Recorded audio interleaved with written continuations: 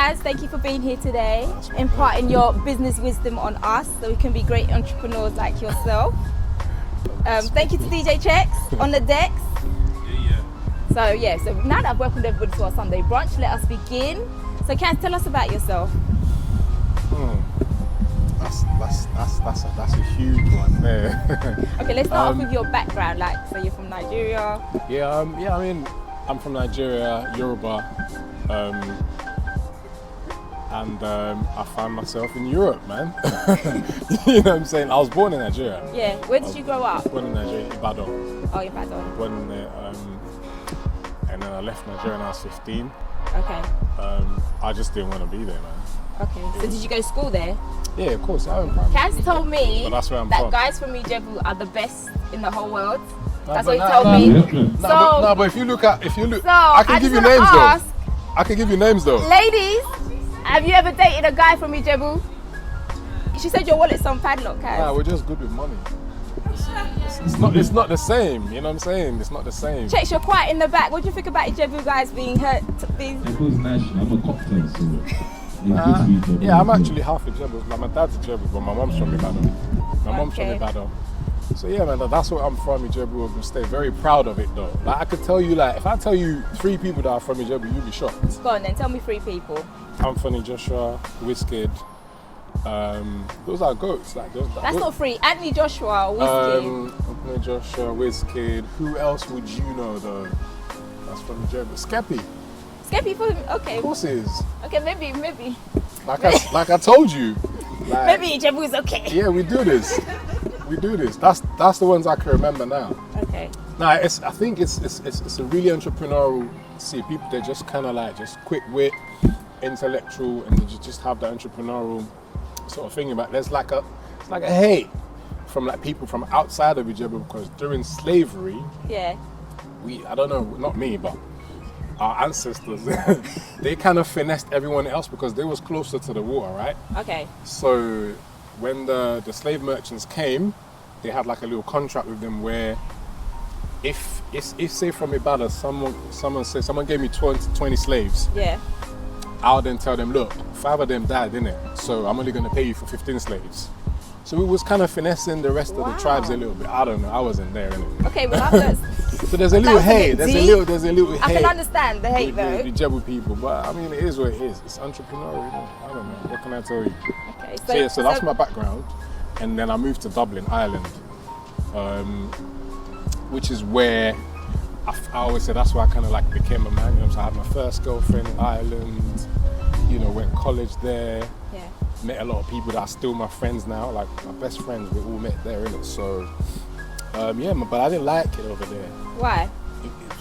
If you're ambitious, it's not really a place for you to stay too long. You know what I'm saying? Because it's like a city has like a stop and start kind of life. It's not like London. Yeah. And I just felt like the opportunities were not going to be there for me. And because we've always come to London anyway. We've come summer holidays. Even when I was there, we would come here every now and then as much as we could. So London was like, that's where I need to be. And then when did you end up in London? So I moved when I was 19. 19? Okay, that's still quite young. Yeah, no, of course, I was still not. Were you by yourself? Yeah, of course, yeah. So all my friends, like I said, my 2 best friends, we was all living there. We kind of moved around the same time. So we moved to London, moved to South East, and yeah. Okay, so how did Khaz Customs come about? By chance, really, man. To be fair, by chance. What does that mean? Like one day you woke up, I'm going to customize cars? No. Okay, so from even before I left Nigeria, from when I was like a kid, right, I only got into trouble when it comes to cars. Like, I wasn't like a kid that was like, I wasn't stealing nothing. I wasn't trying to, you know what I'm saying? It was always about cars. So I would like take my uncle's car, my mum's car. I'll just do a madness with it, like change the stereo, you know what I'm saying? Maybe play around with the paint, the wheels. I always got in trouble for that. So I've always loved cars. I've always loved playing with cars. Personally, for me, I feel like I was always destined to do something like that. Like it was only a matter of time, right? But moving to London, like I said, when I moved to London, I was 19 going on 20. I lived in South East, and the passion for customizing cars never left me. Like, I've never had a normal car in my life, right? Like if everyone's gone out, Golf, I would do something to mine just to make it look different. I was always the go-to guy for like my friends. If they want to do something in their cars, they'll come to like, yo, do you know a place that I could do my rims? Or like, back in the days, it was like the headdress DVDs. Yeah. You know what I'm saying? The flip out, you know, double D DVDs where you could watch the motion. Yeah. So as a kid, when you were younger, were you watching Pimp My Ride and taking ideas like, Of course. I mean, I wasn't sure because, you know, as an African kid, your parents want you to go to uni, they want you to study medicine. So you didn't go to uni? I did. Okay. Did you? I didn't finish it, but Okay. I did. So who was your first customer and what car was it? Yeah. Yeah. Khaz Customs. My first customer, paying customer, Yeah. Eddie. Eddie Caddy? Yeah, Eddie, yeah. How did Eddie Caddy learn about you? Tunde introduced me to him. Shout out my brother Oshodi, Mr. Oshodi today. Yeah, man, Tunde introduced me to him and he paid. I gave him a discount, of course, because we was going to do a video, put it on YouTube, Okay. and all the rest of it. But yeah, Eddie. What did you customize for Eddie? It was a BMW 3 Series. He liked it. He was in love with that car. Were you nervous as soon as he was your first paying customer? Nah, I actually wasn't. You weren't nervous. You were just excited to get I was your just hands excited. on it. For me, starting Khaz Customs was like, finally, I found something I could do that I love. Yeah. Do you know what I'm saying? So for me, it wasn't really like, I was just having fun with it. It was Yeah. like, I'm excited, I want to do this and that. So from Eddie Caddy, how do we now end up with like Davido and all these other people that you've done cars for? Yeah, I mean, to be fair, I would go with consistency, you know. That's one thing I've always kept at the core of like my mentality. It was like I was always gonna be consistent. I was always gonna be working.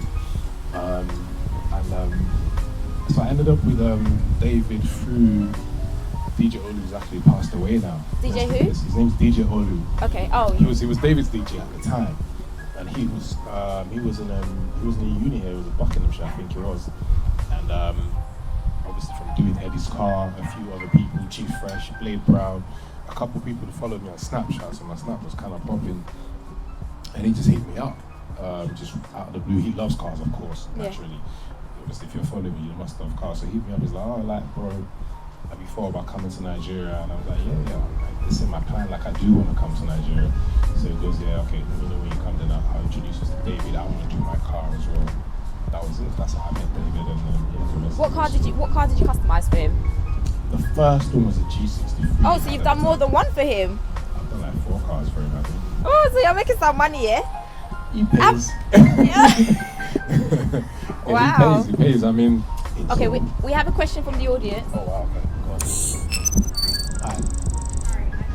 So when you say from top to bottom, we're talking of the exterior, the interior, and then if it's like say if you had like a Bentley Bentayga, right? That's a V8 car.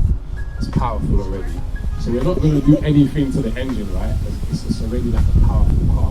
So what we would focus on would be the exterior, maybe wrapping, right? So I would talk to you, have like a consultation with you, like what's your favorite color? Are you a loud person? Do you want to be seen from like a mile away? Or do you want people to see you when you get closer to them? Are you subtle?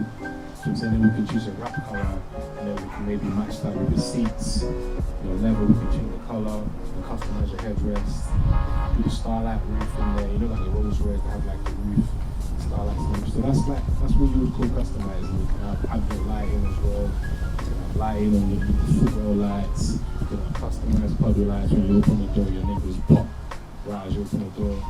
Yeah, it's a lot, man. So yeah, if you have like an expensive car that has a good, like a supercar engine, you don't really need to do anything with the engine. So what you focus on is the exterior and the interior. If you have an older car, I don't know, say you had like a BMW 3 Series, maybe 10 years old or whatever it is, maybe it's like a 1.8 litre, then you can start, customizing the engine. You can tune it, make it faster, make it louder, you know what I'm saying, and do the interior as well.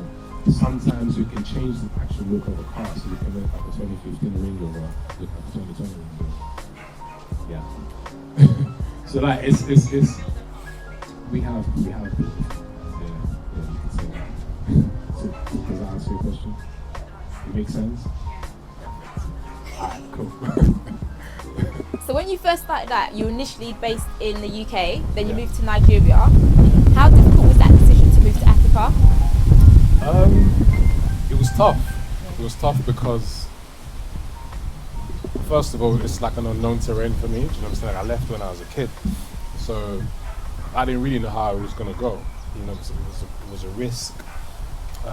So were you not already customizing cars for customers in Africa before you moved to Africa? Oh yeah, I was. Okay. So from when I went in 2014 the first time, what I started to do was I'd go over there, I'd spend like 3 weeks, 4 weeks, 1 month, and then I'd come back here, then I'd go back, spend a couple of weeks and come back here, just to build like a network of clientele. Do you know what I'm saying? Introduce myself to them, let them know that I'm serious and I want to do this here.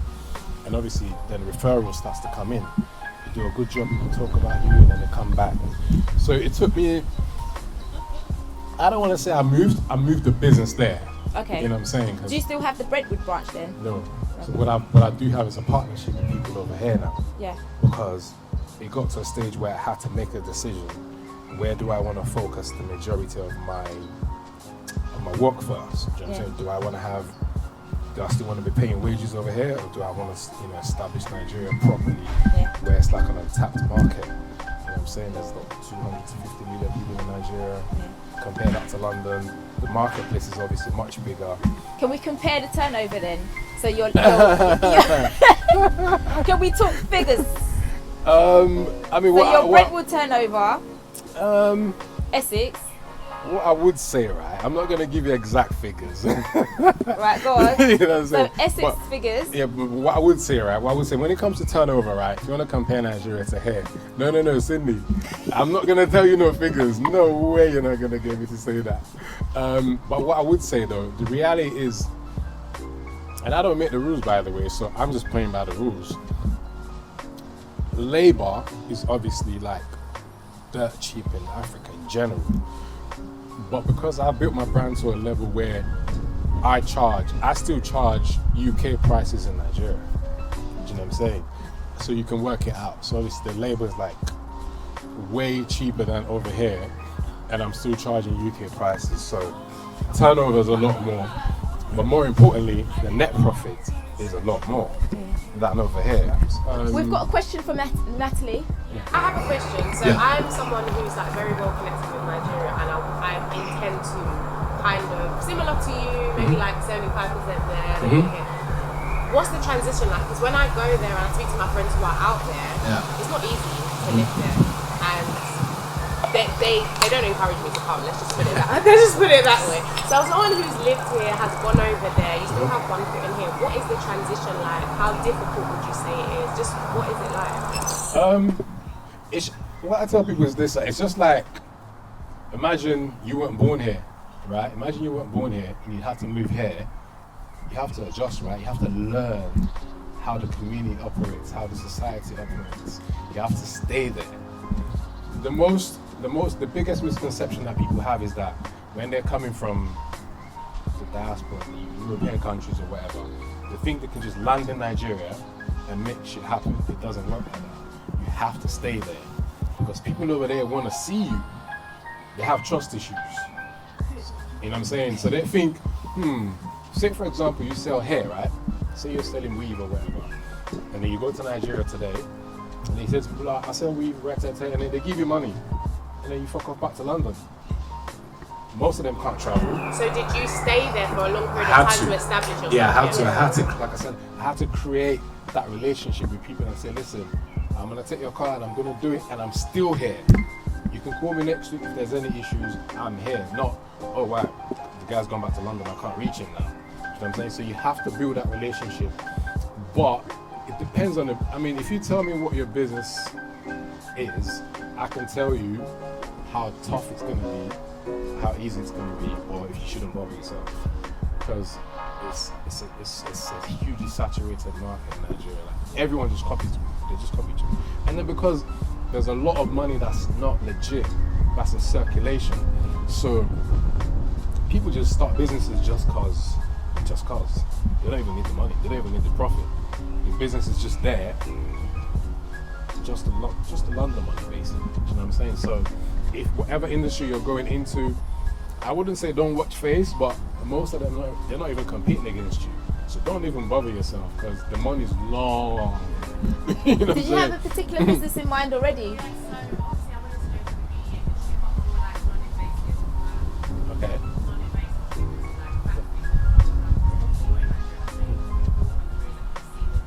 Oh yeah. Nah, everyone's done their body. Yeah.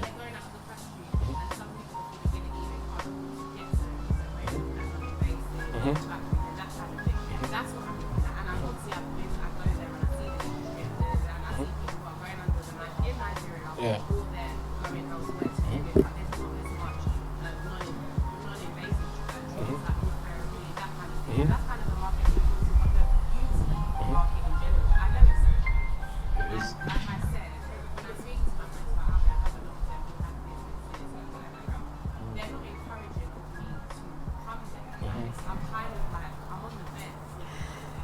I mean, so even though the beauty industry is quite saturated, what you're still bringing to the table is still quite a niche though. What's the word again? Yeah, that one there. That you know, I still don't think there's enough people doing it. And if you're coming with experience, because this is the thing that people forget. People assume that because people in Nigeria, they live in Nigeria, they don't know real value and real product when they say they do, and they'll pay for it if you can offer it, if they can trust you that you're not charging them UK money and then you're supplying them China products. If they can trust you that what you say you're doing is what you will do, they'll pay for it. Do you know what I'm saying? But I feel like the biggest challenge, this is why your friends are telling you not to come, it's the staff you're gonna hire, the people that will work for you. If your business is a business you can do by yourself and you can thrive and like turn over like crazy amounts of money, come to Nigeria anytime. But be ready to literally reprogram the brain of your employees, because the way they're trained from young, and you can't blame them, it's society, is to cut corners, do it as quickly as you can, and don't think about return clients. It's a horrible mentality, but that's just the way it is. So you've got to retrain them and say, look, customer service is the most important part of it. It's very important. They don't care about that.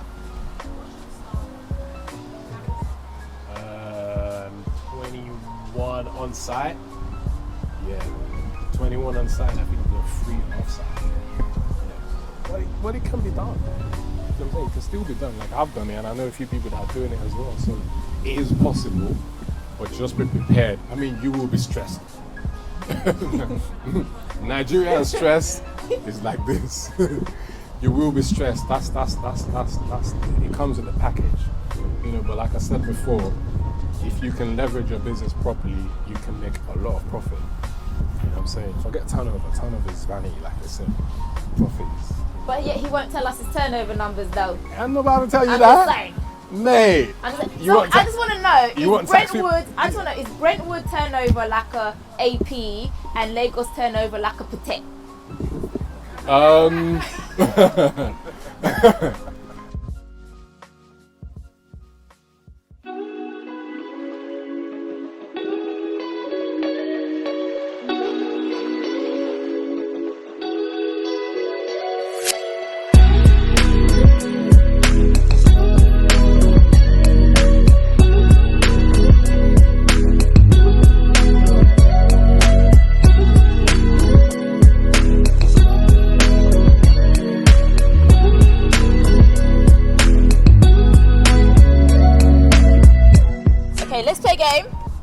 I'll ask you questions, and if you don't have an answer, you have to take a shot.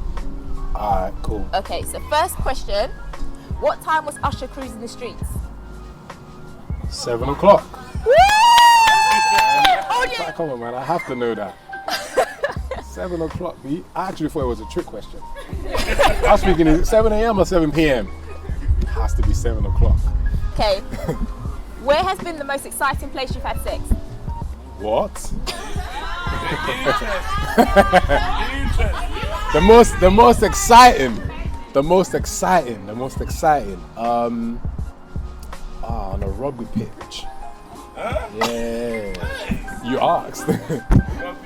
Yeah. What was you doing on a rugby pitch? I don't know. She won it, didn't it? Well, you want the story? How did you end up on a? Oh, she said yeah. We want the story.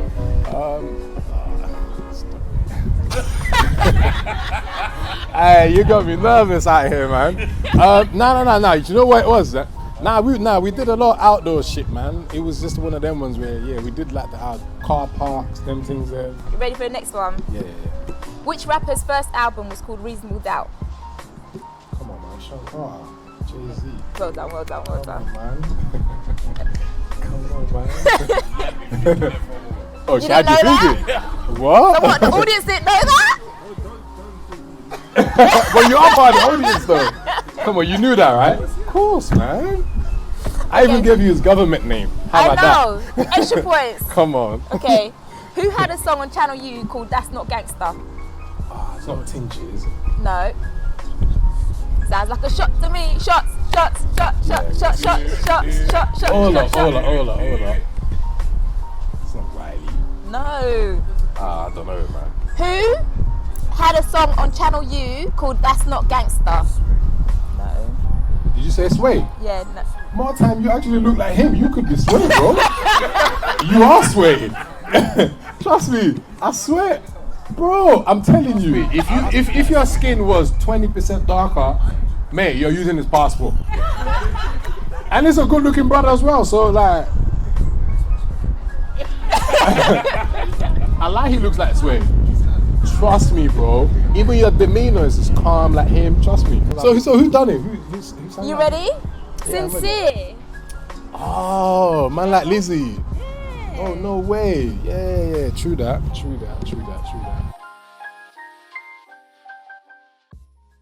Mr. Davies is the perfect gentleman. His wife, Pamela Davies, is a perfect match. Together, they are ambitious, successful, and stylish. A business empire. But perfect wasn't enough. When Mr. Davies' new executive assistant enters the scene, a storm begins to brew. 2 is company, but 3's a crowd, and 1 must go. Mr. Davies, the best-selling book by C.E. Aquera, is available at Amazon and Waterstones. Okay, so now I'm going to ask you a dilemma. This is to you and the audience, right? But we'll start with you. All right. So you're on a first date, yeah? New thing. You have VIP tickets, meet and greet tickets, backstage, chilling with your favourite artist in the whole world. You've been waiting years to meet this person. Yeah. You get to the door, your date doesn't have their ID and can't go inside. So, are you going inside without your date, or are you going to stick by your date and do something else? Sticky one, still. Sticky one. Well, can I navigate the response? Let me answer. Go on. What's your answer? Alright, so it depends, man. It depends. So, for example, if it was an American artist, right? Yeah. And they've come over here, I'm painting a scenario and that's their last show. Yeah. Before they go back.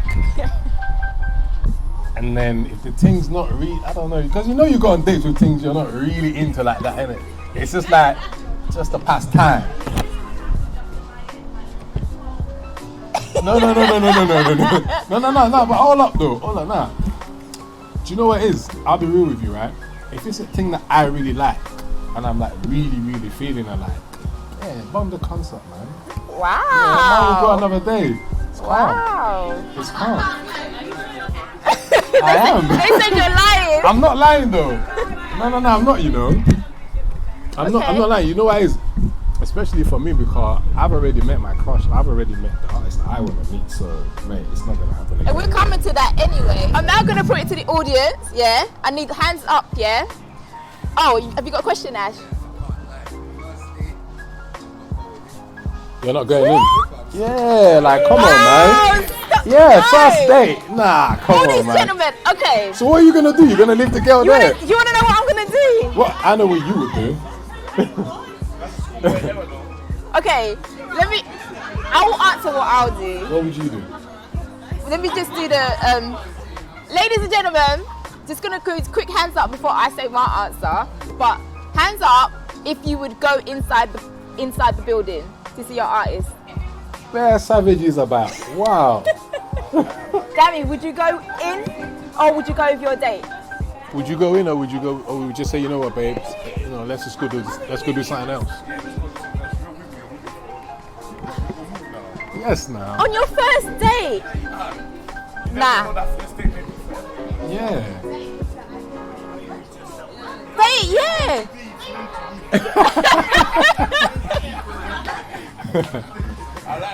I heard that. Nah, if it's a first date, Yeah. I don't know you. I'm going inside. Oh wow. Yeah, Oh wow. I don't know you. Wow. You're telling me I heard that that. man is in the arena behind this door. Mm. I'm going inside. In fact, I don't even know you don't have ID because whilst you were kerfuffling looking for ID, You're already inside. But to all the gentlemen anyway, I wasn't expecting that answer. You wasn't bro. expecting that, innit? Nah, I wasn't expecting There that, you especially go, not man. from you. What do you mean, especially not from me? What do you mean? Hey, I'm a gentleman. Okay, so I know you're a die-hard Liverpool fan. Yeah or no? You I still mean, I'm more than a fan. Like, I'm family. You know what I'm saying? Like, it's to the end. do we have any other Liverpool fans in the building? Oh, is it? Oh. Yeah, I love, man. Good. What's your name, bro? Leslie, yeah? Alright, nice Okay, one, bro. who is everybody else supporting? Arsenal. Arsenal! A lot of dead. Oh, Man United over here. Oh, I like that one. Where's the Man United people? Hey, give me my phone back. Don't take my picture, please. well, have you ever been to Manchester? Have you ever been to Manchester? Oh, okay. What kind of... Yo, you ain't been to Old Trafford? Yeah, there's nothing to do there right now. Huh? She said she's been to your stadium. It's Have not you? as big as theirs. I don't care. But I really don't. Kaz, you're saying you're like a Liverpool family member, yeah? Come on, Remember? man. Look at that. What does that say? Oh, no way! That's YNWA, no? Yeah, come on, man. It's real. Like, forget fan. No, but wait, I'm confused, yeah? What are you confused about? Remember, there was a period in time, I know what you're gonna say, but go on anyway. there was a period in time where you said you no longer cared about football, it was wasting too much of your time. Yeah, I know. So what? I was heartbroken. What? You know what I'm saying? It's like telling the man them, I don't like that girl, man. She's jarring, man. She's dead. These times, she just broke your heart, bro. You know what I'm saying? What do you want me to tell you? So how did you heal your heart and start supporting Liverpool again then? Exactly. When Benteke left, yeah. Exactly when Benteke left and Roy Hodgson fucked off. That guy was a fire, man. Nah, he nearly finished that club, you know. Don't get me started, man. I want to get emotional. Listen, because at one point, yeah, Kaz always just be like, Liverpool, Man U. Then one day I said, oh, you're not talking about football today. I don't watch football no more. I said, football distracts me from my work. I was hurting. Then they started doing well again. I see him posted. I said, hey. Do you have a wag? A wag? Yeah, wife or girlfriend? Oh, nah. Do you have a wag? Because someone in the audience said that they were seeing you. No, I'm joking. I'm thinking, what? Who? Where? If you could choose any celebrity to be your wag, who would it be? Wife. Wife or girlfriend? Brandy. Oh! Come on. Yeah, that. So, but listen, I have. Okay, are we allowed to talk? Yeah. Yeah. Are we allowed to talk about? Listen, wait. Are we allowed to talk about the Brandy Baecation you went on, or is it under NDNA still? I met Brandy. Okay, and you went on vacation with her. I met Brandy still. Did you go on vacation? I don't know what you're talking about. I met Brandy. I met her, and we was cool. You exchanged numbers. She said I smell nice. Did you date? And that was a sensational. It was a sensational few nights. I heard you dated. We met. But we met though. We met. And On a I've Did you exchange numbers?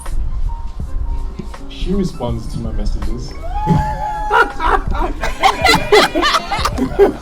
I like that political answer. I just want to know, how do you draw Brandy? Like, how do you draw the vocal genius that is Brandy? Did she come to you, or did you go I to told her? her I've loved her since forever. No, but how did that meeting even happen in the first place? How did it? No, we met backstage. We met backstage in Bristol, and yeah, it was just What were you doing backstage? I went to see her perform. I went to see her perform, and I was able to get backstage. And I mean, I don't know. Do you know what's mad? What's mad is that song, yeah, when it came out, I was like, wow. Yeah, it was a bit of a. It was the song is nice. The song is nice. Yeah. So basically, seeing as you don't want to really answer the question, are you free and available? Am I free and available? Are you single and ready to mingle? Nah, Oh, I'm not single. I mean, I am single, but I'm not ready to mingle. I'm free, but I'm not available. Because and as the more you're single, are you finding that you're becoming more content with being single? very content. Trust me. This is how it goes, isn't it? You don't want to risk going back out there and then it doesn't work. You know what I'm saying? So, but then is that fear rather than contentment? I think it's a combination of everything. I think it's a combination of a little bit of fear, yeah. Yeah, because there's a lot of men that do really well and then they're all single. So There's loads. yeah, so what do you think? And then for me, what you find as well, and no disrespect to the beautiful ladies in the crowd, and that, but you just tend to be a little bit more focused. You know what I'm saying? When you're not in a relationship, you tend to see greater results in your business. You get addicted to that. You know what I'm saying? If I start dating now, am I gonna get distracted? Someone like me, I'm like, when I'm in, and then like I'm in. You've seen me in a relationship. Oh yes. Yeah. Oh yes. I remember now. So I know myself so well that I know that when I'm in, I'm too in. You know what I'm saying? But then, didn't you start Khaz Customs whilst you were married? Nah. Okay. So you got married after? Yeah. So then then you can make time if you wanted to. I'm never gonna do. I'm never gonna do. Yeah, he was. She put it in there. What? So you're not like some of those guys that feel the pressure to have a wedding band on their hand in a boardroom meeting. Nah, man. Why? I mean, listen. There's games of like life is a game, basically. So if you have to play that game, and when I go see some people in Nigeria, them older dons, I'll wear a ring. I'll wear my Cartier ring and just slap it on there. I say, my wife, yes.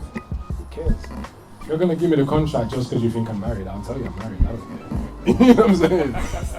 Yeah. You know what I'm saying? Like, so like those guys, they really value a married man. They think it makes you responsible. It makes you solid, grounded. So if I'm seeing like the older guys in Nigeria, like the big men, like 50s and 60s, and I want them to give me, a project. Yeah. They're gonna be spending like $20-30K with me. I'll even tell them, yeah, my wife and kids are in London.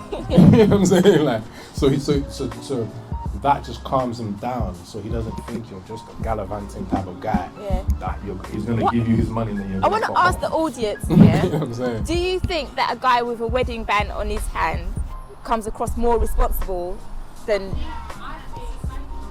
Yeah. Society just makes it look like they're responsible. These times, mate, all my married brethren are like, mate, let me not even get into it.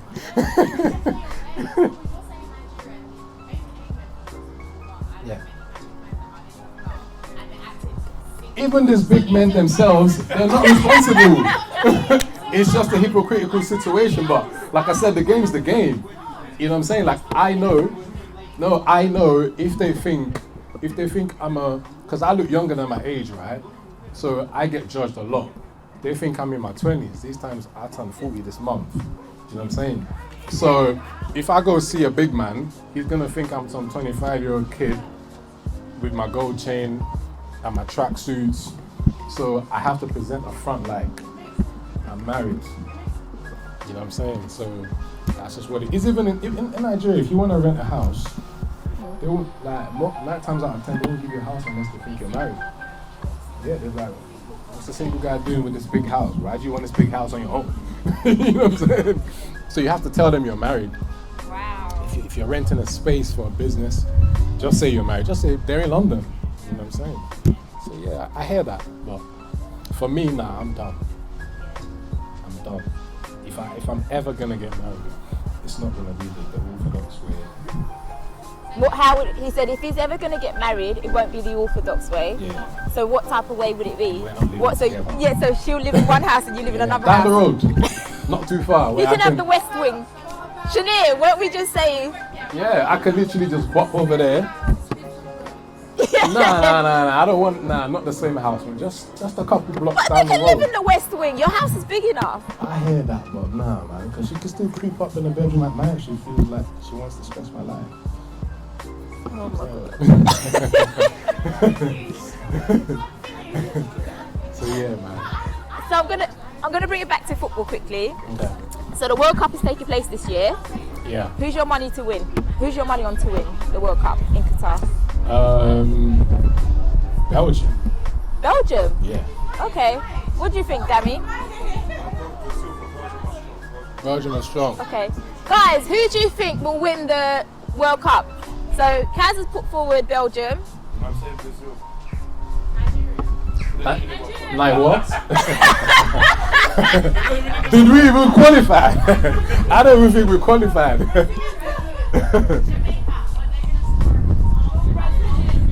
Are Jamaica even in there? Jamaica not even in there. In the World Cup? Who do you think is the World Cup, Lloyd? Portugal, okay. Portugal. Anywhere else? Who do you think? France. France. Okay. Wallah, who do you think? I think Belgium because they got VVD, innit? They got Virgil van Dijk.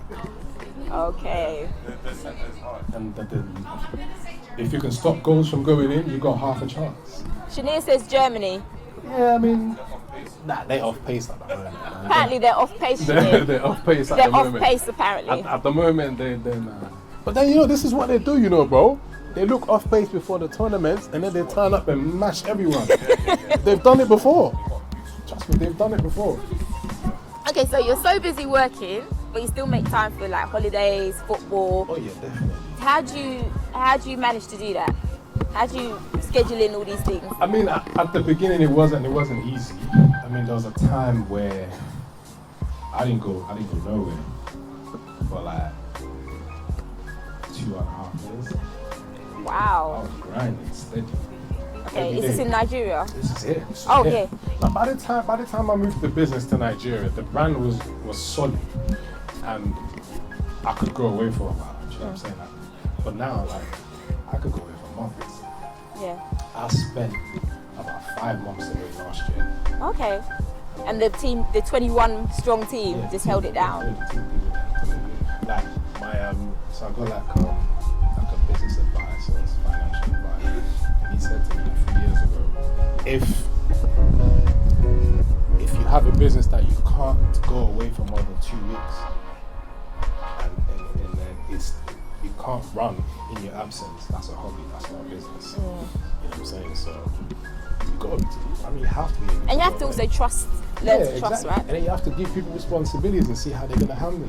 You know what I'm saying? Like when I go away, when I come back, I do like a proper analysis of how everyone's performed and who needs to maybe promote it, who needs to maybe demoted or get chucked out. The people on the bus, they're more important than the quantity of people on the bus with you. You know what I'm saying? So yeah. You get it in. And how do you juggle time between being in Lagos and your children being in Ireland? I don't even call that juggling. It's your responsibility. You know what I'm saying? I go see them as often as possible. They spend every holiday with me, so summer. Okay. They come to Lagos? They come here, they come Lagos, whatever. I let them decide because my daughter, she's a teenager, so this year she didn't. So this summer, she said, I don't want to go to Nigeria, I want to go to London. So they're here. Okay. Do you know what I'm saying? So yeah, every holiday they spend it with me, and then during the school months as well, I try to do 2 weeks here and there, do school runs and things like that. Okay. Yeah. What have you learned about yourself from your kids? Let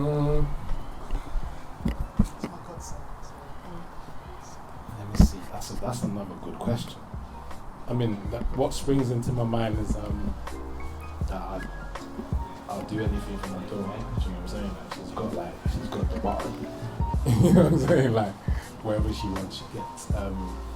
Yeah, I think I've learned that I'm a lot more selfless than I thought I was. Okay. Do you know what I'm saying? Even though you're from Ijebu? It is what it is. Yeah, I've learned that I'm a lot more selfless than I thought I was, and a lot more patient than I thought I was. You know what I'm saying? Because you've got to be patient when you're raising kids. Yeah. Yeah. So how do you manage being in Nigeria and then being here? Obviously, one of the things that was a bit conflicting in terms of me wanting to go there was the fact that I had a daughter. Now you want to speak more around stuff, and I know you speak English, Italian. It's good to go to Nigeria. Definitely. Whatever. Your kids are already quite established here, so that's not really a thing. But how do you manage being back in Nigeria?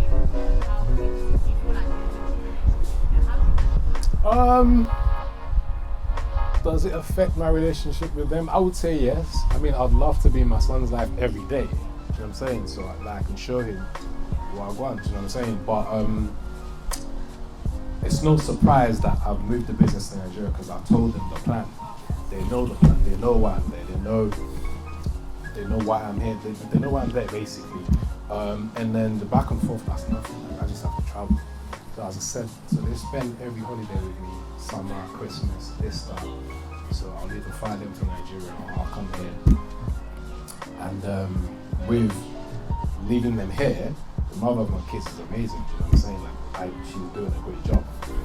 So I'm cool with them being here. I mean, I'd love for them to live with me in Nigeria, but they're used to here. Kids, you know, kids, Nigeria, what we tell them about Nigeria, this is our fault, by the way. We tell them that it's a crazy place, and then we wonder why they don't want to come. You know, oh, Nigeria's scary. Oh, do you want to come to Nigeria? No. You know, so depends what age your daughter is as well. Exactly. If she's still, if she's under 5 or under 7, yeah, that's calm. You can take it. She's calm. Because they've got amazing schools over there. Lovely schools, yeah. Yeah, man, definitely. Cool. Answers your question? Perfect. Okay. If I was writing your autobiography, what would be the highlight? What would be the highlight? Yeah.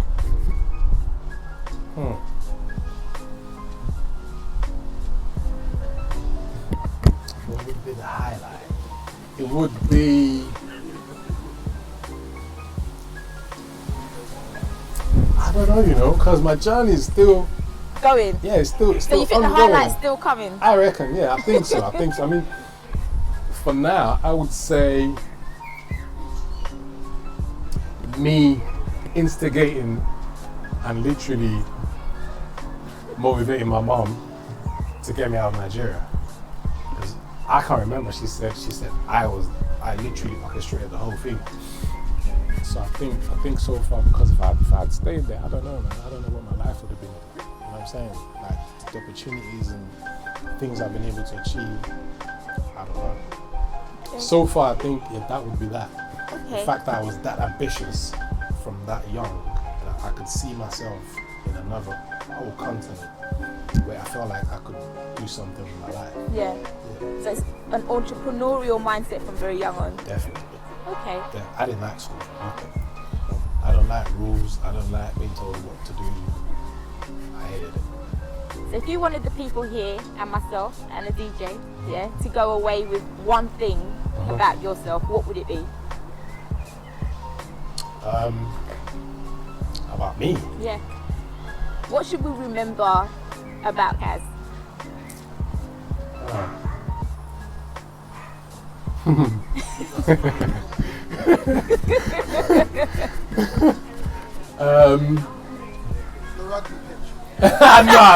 Nah, please, bro. Nah.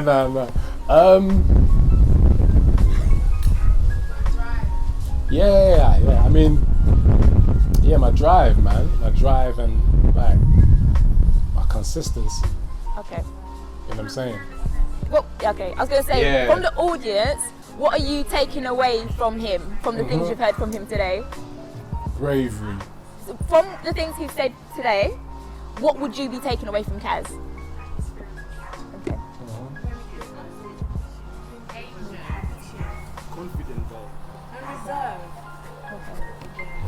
You hear all that? Yes. That's a good note to end on. It is. Okay. Thank you guys. So thank you to the audience. Thank you guys. And thank you to Khaz. Thank you. Yeah, that was good. Thank you. Thank you, Chex.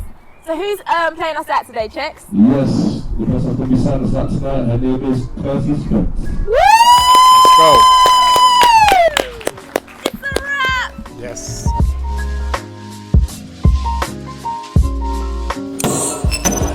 As a little girl, I do everything alright to get out the house tonight with my phone and my firelight. Pull it tight for get the shite and put everything from wrong back to right. I'm here to fight the fight I did not even know was mine. Mine to fight like, mine to fight. I try to let it go. I try to let it go, let it go. I try to let it go, but this pain in my heart ain't letting me. As a teenage girl, head on my shoulders right, I can see my future's in sight with bright lights in the mic. You ain't holding me tight, you ain't holding me tight. Like reach that height, oh, it's in sight, oh. I'm on a journey on my own, this is my time. The pieces may not fit the fight, but it's alright, like it's alright, oh. I try to let it go. I try to let it go, let it go. I try to let it go, but this pain in my heart ain't letting me. Yet sometimes these things are never put right. But do we let it all go, or do we keep up the fight? Keep up the fight. Put pen to paper, let the alright. Love is what's real, the future is bright. I said put pen to paper, let the alright. Give me your energy, I want ya. Put pen to paper, let the alright. Love is what's real, the future is bright. I said put pen to paper, let the